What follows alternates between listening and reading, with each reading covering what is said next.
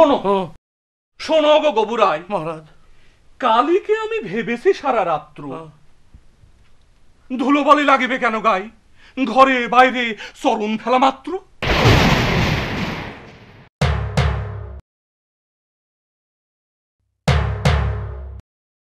শুনিয়া গবু ভাবিয়া হইল খুন, দারুণ ত্রাসে ঘর্ম বহে রাত্রে।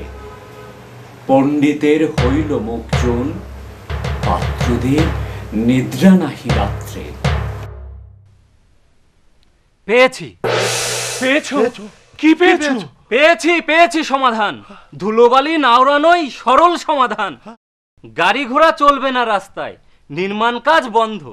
মাটি খোঁড়া বর্জ্য ফেলা একেবারেই বন্ধ। কি হলো? আপনার হাসার কি কারণ? হ্যাঁ, সবার সামনে দিতে হবে তার বিবরণ। দিতে হবে বিবরণ। বন্ধ করে কাজকর্ম হবে কি তার ফল? আসল কথা জানলে পরে বাড়বে বুদ্ধি বল। ধুলোবালি উড়বেই, নাই কোনো নিস্তার, রোধ করতে হবে এর অধিক বিস্তার। ধুলোমুক্ত রাখতে হবে নিজের চারপাশ, ঘর দুয়ার অফিস আর বাড়ির আশপাশ। বুঝলাম এসব কথা, বুঝলাম। তবে আরে নির্মাণ কাজের কি অবস্থা হবে? আরে বলো বলো বলো, নির্মাণ কাজের তবেই কি অবস্থা হবে?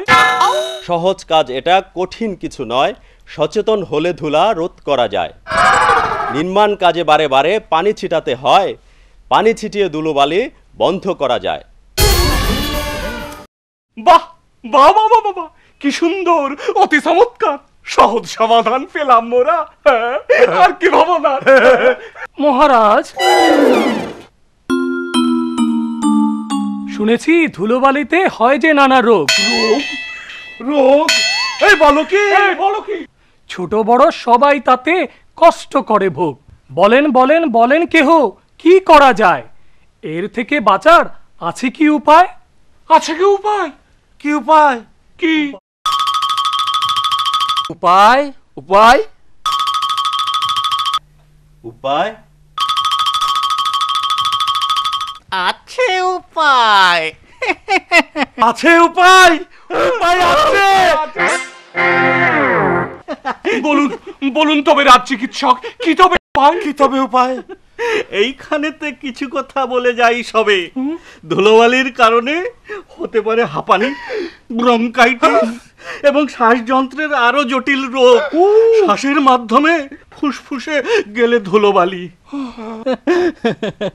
ধুলোবালি রোধে সবাই হলে সচেতন, গড়বে যে এক সুস্থ সুন্দর জীবন। আরো কিছু কথা আমার আছে বলিবার। ধুলোবালি রোধে যা আছে করিবার। গাড়ি ঘোড়া চলাচলে উড়ে প্রচুর ধুলা, সেই ধুলা মানুষের জীবন করে কালা। রাস্তার দুই ধারে খোলা মাটিতে লাগান ঘাস, তাতে ধুলা থেকে বাঁচতে। রাস্তা খোঁড়া মাটির ধুলো করে অনেক ক্ষতি, পানি ছিটিয়ে দিলে পরে হয় যে তার গতি। আহা আহা, কি আনন্দ, কি আনন্দ আগমনে।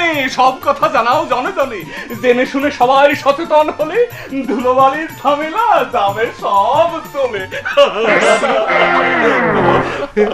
সব কথা আমারও তো ছিল মনে, কেমনে ব্যাটারে পেরেছে সেটা জানতে।